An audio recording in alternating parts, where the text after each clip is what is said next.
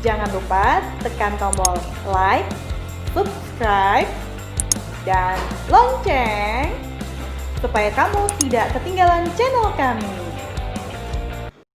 Assalamualaikum warahmatullahi wabarakatuh. Apa kabar kakak-kakak yang ustazah sayang karena Allah? Semoga selalu sehat walafiat dimanapun kakak-kakak dan abang-abang berada. Oke, pada kesempatan ini kita akan membahas mengenai makna Undang-Undang Dasar dalam sistem hukum Indonesia. Sebelum kita mulai pembelajaran kali ini, mari kita berdoa terlebih dahulu. Jika hanya ucapan, Pancasila tidak lebih dari sekedar kata-kata. Seharusnya, Pancasila itu dicintai, dan sebaik-baik mencintai Pancasila adalah dirasakan ke dalam hati dan dibuktikan dengan tindakan. Kakak yang ustazah saya karena Allah, manfaat pembelajaran kita hari ini yang pertama yaitu di mana untuk mengetahui makna Undang-Undang Dasar Negara Republik Indonesia dalam sistem hukum nasional. Yang kedua, untuk mengetahui fungsi dasar negara Republik Indonesia tahun 1945 bagi Indonesia itu sendiri. Dan yang ketiga, melaksanakan dan mempertahankan Undang-Undang Dasar Negara Republik Indonesia tahun 1945. Makna Undang-Undang Dasar yang pertama yaitu konstitusi, di mana konstitusi merupakan sebagai pernyataan mengenai bentuk dan susunan suatu negara yang dipersiapkan sebelum atau sesudah negara yang bersangkutan itu berdiri. Konstitusi juga merupakan hukum tertinggi suatu negara dan menjadi sumber dari segala hukum yang berlaku. Konstitusi di Indonesia adalah Undang-Undang Dasar 1945, di mana Undang-Undang Dasar merupakan hukum tertinggi dan pedoman bagi hukum-hukum di bawahnya. Nah, konstitusi diklasifikasikan menjadi dua. Yang pertama, konstitusi tertulis, dan yang kedua adalah konstitusi tidak tertulis. Nah, konstitusi tertulis itu contohnya merupakan Undang-Undang Dasar 1945. Sedangkan konstitusi tidak tertulis itu merupakan kebiasaan dan kesepakatan. Contohnya adat istiadat.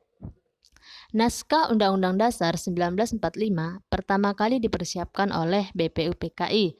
Hal ini dilakukan pada masa sidang kedua pada tanggal 10 Juli sampai 17 Juli 1945. Saat itu yang dibahas mengenai hal-hal teknis tentang bentuk negara dan pemerintahan yang akan dibentuk. Sehari setelah proklamasi kemerdekaan Indonesia, PPKI yang menggantikan BPUPKI melaksanakan sidang yakni pada tanggal 18 Agustus 1945 menghasilkan keputusan di mana keputusan yang pertama yaitu mengesahkan Undang-Undang Dasar 1945. Yang kedua, mengangkat Insinyur Soekarno dan Muhammad Hatta sebagai presiden dan wakil presiden. Yang ketiga, dibentuknya Komite Nasional. Nah, yang perlu kita ketahui bahwa Undang-Undang Dasar 1945 menjadi konstitusi negara Indonesia yaitu pada tanggal 18 Agustus 1945. Nah, ini merupakan sehari setelah kemerdekaan Indonesia.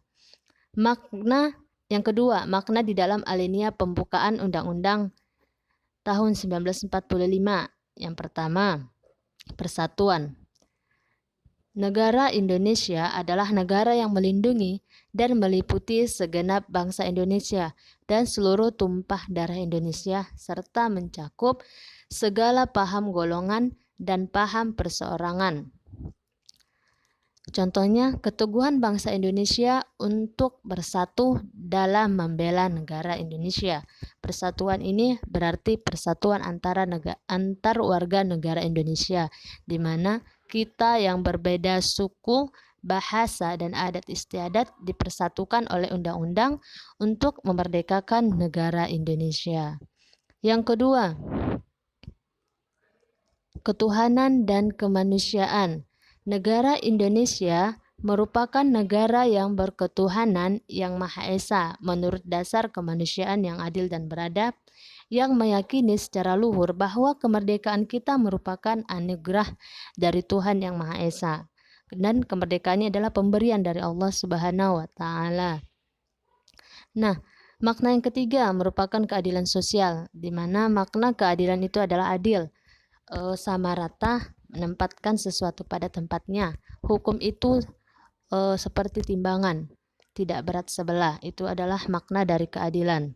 Setiap warga negara Indonesia memiliki hak dan kewajibannya yang sama dalam kehidupan bermasyarakat.